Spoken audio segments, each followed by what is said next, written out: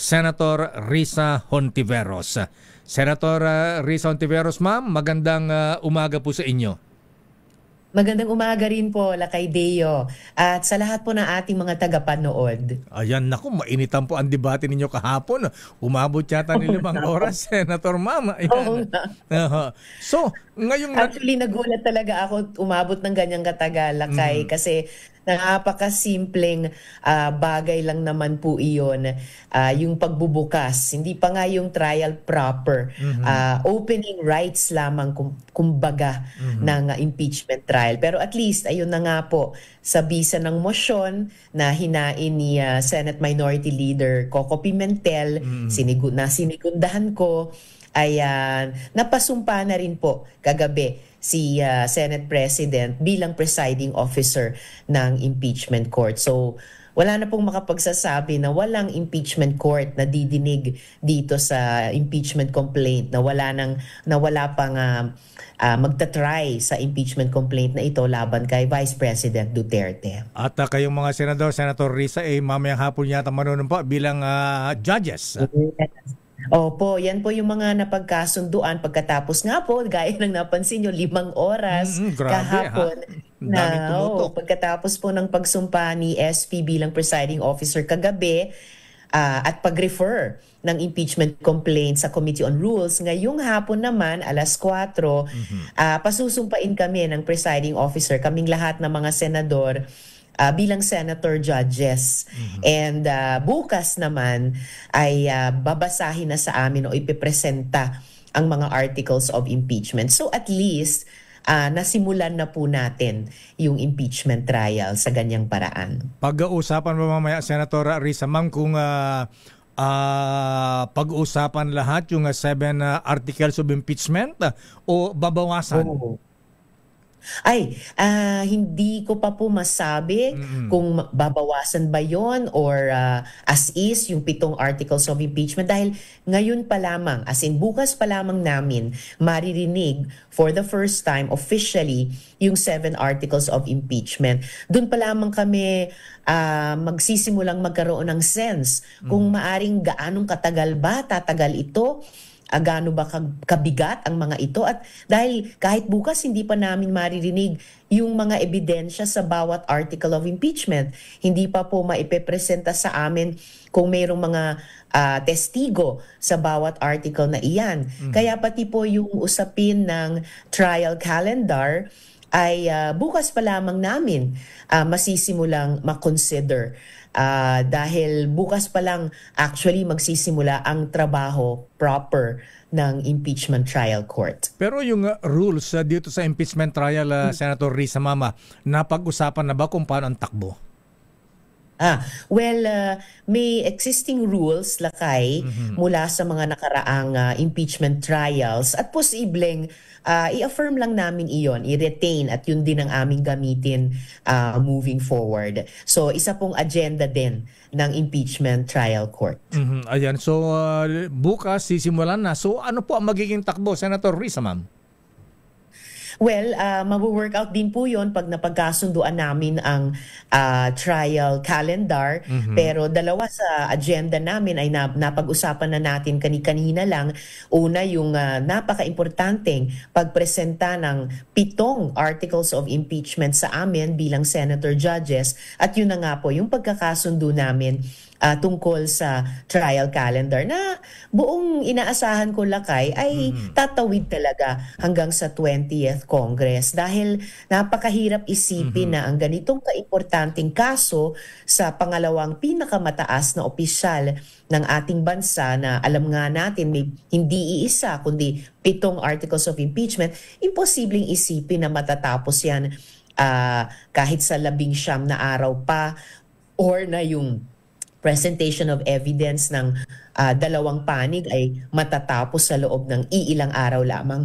Kailangan po nating bigyan ng hustisya ang proseso ito pati yung dalawang panig, yung House prosecutors at pati yung panig ni Vice President Duterte at higit sa lahat yung taong bayan. Bigyan po natin ng hustisya ang taong bayan sa ganitong pinaka-importanting proseso ng pagsingil ng accountability sa kahit sino mang sa aming nagtatrabaho sa gobyerno. So malabo po yung 19 days na speedy trial na gusto mangyari ni Senator Tolentino, Senator Risa, ma'am. Well, siyempre lakay ang bawat isa sa amin ay malaya namang magpanukala ng timetable at siguro pag pinag-usapan na namin yung trial calendar bilang impeachment court, malamang dun ihahain sa aming lahat ni majority leader. Pero tingin ko lamang po tingin lamang, parang kahit yung 19 na araw ay kulang pa.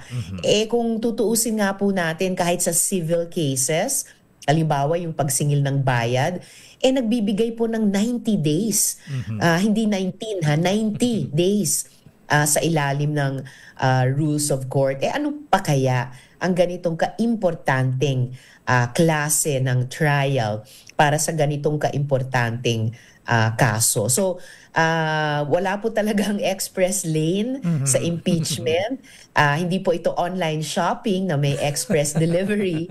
So, kaya ang naging panawagan namin ni Senate Minority Leader Coco Pimentel, simulan na natin ito agad-agad, forthwith nga dapat, pero yung proseso mismo ng trial proper, ay gawin po natin ng maayos at bigyan natin ng sapat na panahon. Senator Risa, ma'am, hindi ba magiging sagabal? Kasi may dalawang school of thought. May sinasabi na yung impeachment dapat hindi na tumawid ng 20th Congress. Ayan, baka umabot para po ito ng Supreme Court. Paano po ang mangyayari dyan?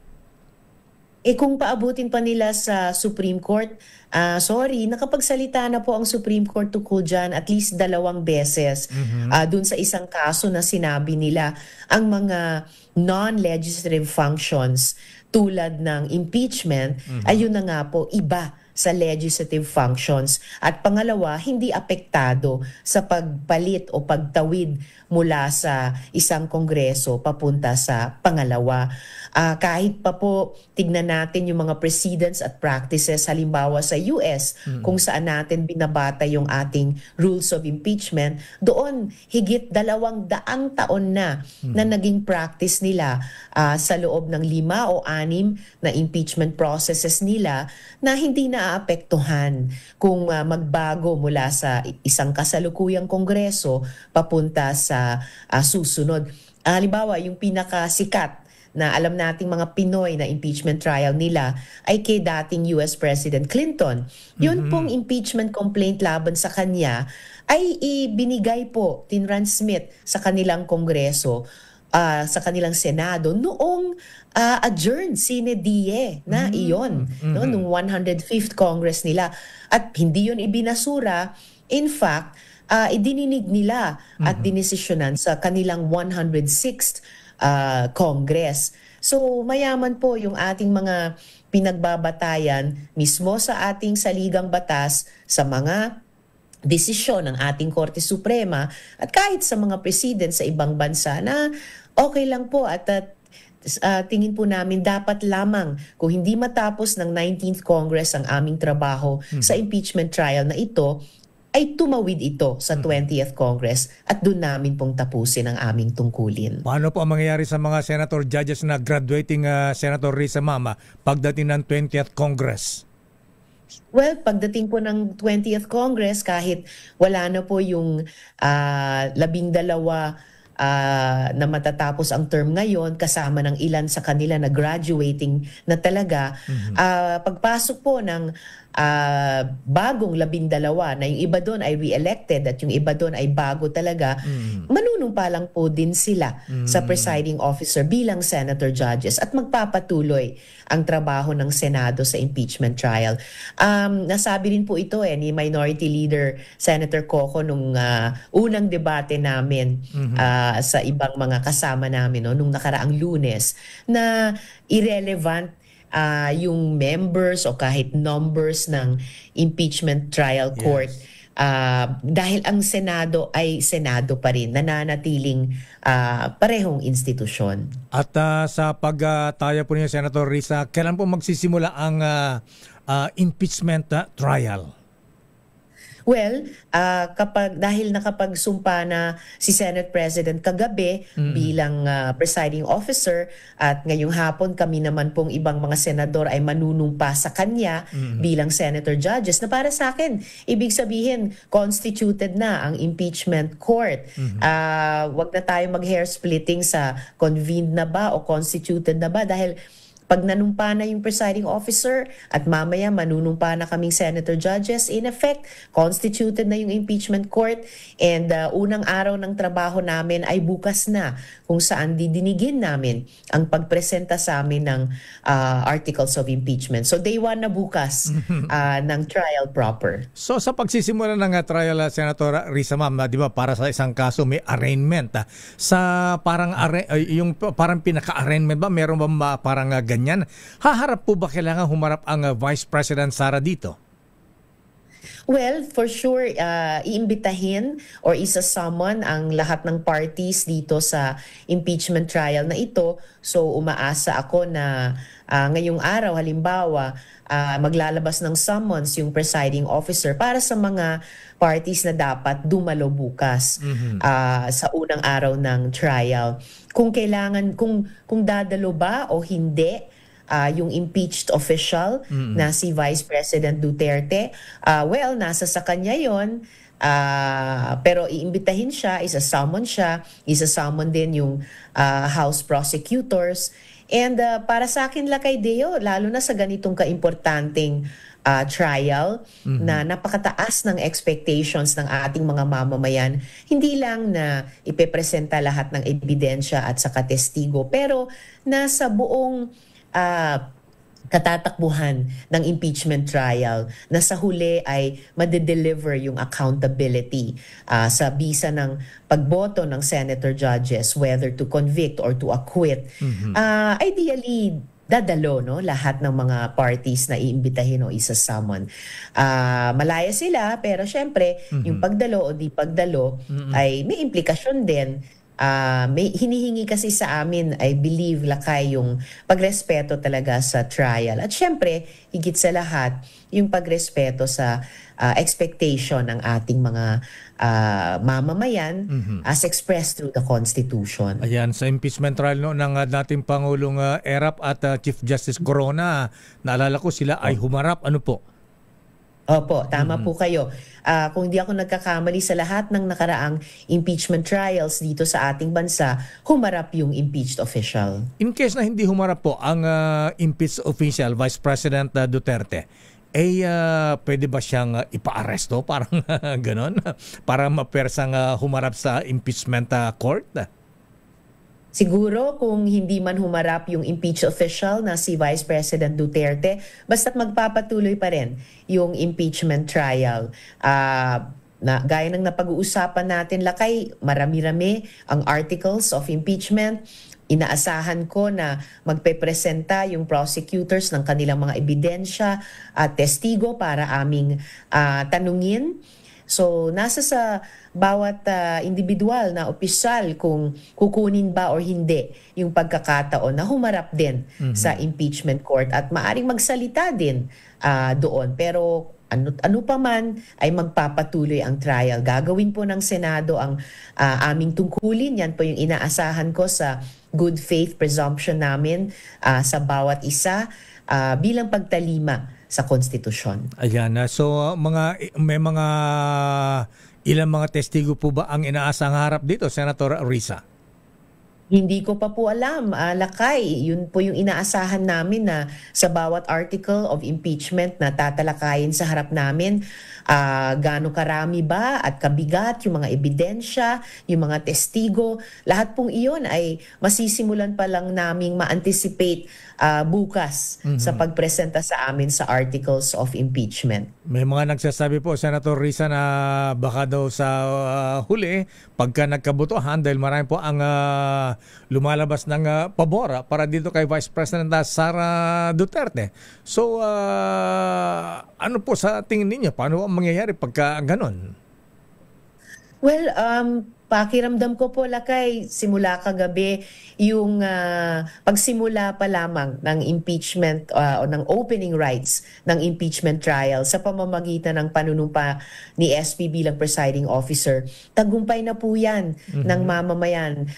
Yung libo-libo na nagmarcha pa sa Senado, magvi-vigil pa, magrarally pa. Tagumpay na po nila iyan, tagumpay na po nating lahat na nasimulan na nga ang isang napaka-importanting proseso na nakalaan sa saligang batas para sa accountability namin, nagtatrabaho sa gobyerno, sa ating mga mamamayan. So, papunta dun sa trial proper na tingin ko nga ay tatagal ng higit sa araw o linggo. Tignan natin gaano katagal ba tatagal ito. At pagdating sa moment of truth, no, yung moment of reckoning na bawat isa sa amin ay boboto, well, tulad ng expectation ko sa sarili bilang Senator Judge, ganon din naman ang inaasahan ko sa lahat ng mga kasamang Senator Judges na bilang mga impartial sa trial na ito ay boboto kami batay sa kalidad ng mga ebidensya at mga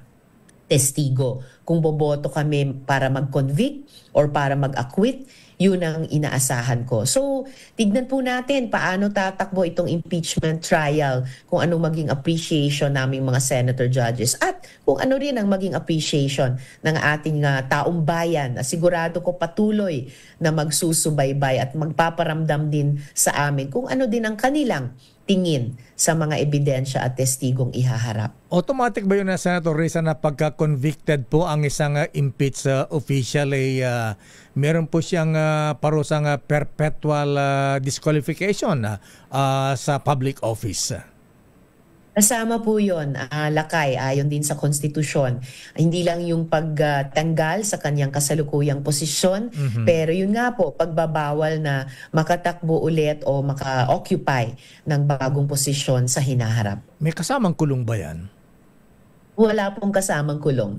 Ayan. Senator Risa, ma'am. So, teka muna. So, araw-araw po ito, Monday to Sunday, Saturday? Paano po ba ang hearing dito? Depende po sa mapagkakasunduan naming impeachment court na trial calendar.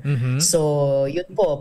Once magsimula na yung trial proper bukas, dun sa pagpresenta ng articles of impeachment, malamang sa hindi, isa pa sa unang agenda ay yung trial calendar para nga po mabigyan namin ng hustisya ang prosesong ito. Masimulan na sa wakas dahil forthwith nga ang utos sa amin ng konstitusyon at mabigyan ng karampatan at tamang panahon ang ganitong kaimportanteng trial. May timeline po ba sa rules, Senator Risa, kung ilang weeks o ilang buwan dapat tapusin ang impeachment trial? Wala naman po.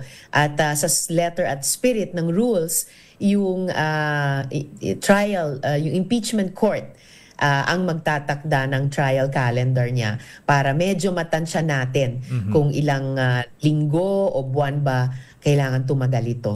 Senator Risa, ma'am, maraming salamat po at susubaybayan ng bayan ang impeachment trial dyan po sa Senado. Thank you and good morning.